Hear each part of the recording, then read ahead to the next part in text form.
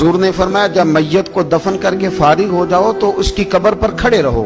खुद हुजूर भी कब्र पर खड़े रहते दफन करने के बाद और फरमाते इसके साबित कदम रहने की दुआ करो, इसलिए कि अब इससे सवालों जवाब होंगे, अब फरिश्ते इसकी कब्र में आएंगे, अब इससे पूछेंगे, अब इसके साथ वो इम्तिहान होगा, तो इसके लिए दुआ करो, कब्र पे खड़े होके दुआ मांगो।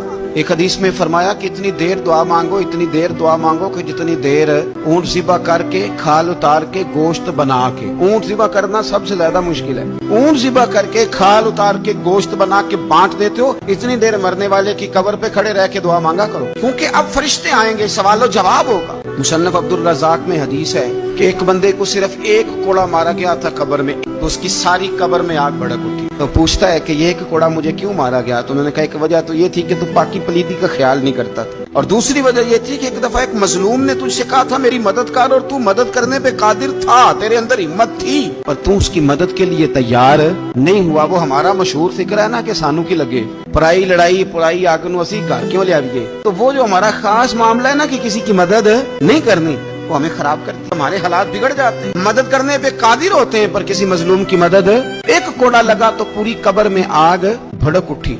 अज़ाब कब्र से अल्लाह की पनाह मांगी जाए, डरा जाए और आखिरत के लिए कब्र के लिए तैयार। कुरान मजीद ने कहा वैज़ल कुबूर बुस्सिरत, जब कब्रें कुरेदी जाएंगी ना, अलिमत नफ्सुम मा क़द्दमत व अख़रत, फिर हर जान जान लेगी कि उसने आगे क्या भेजा और पीछे क्या छोड़ा। मेरे अजीज, अपनी कब्र के लिए अपनी आखिरत के लिए फिक्र करें, तैयारी करें।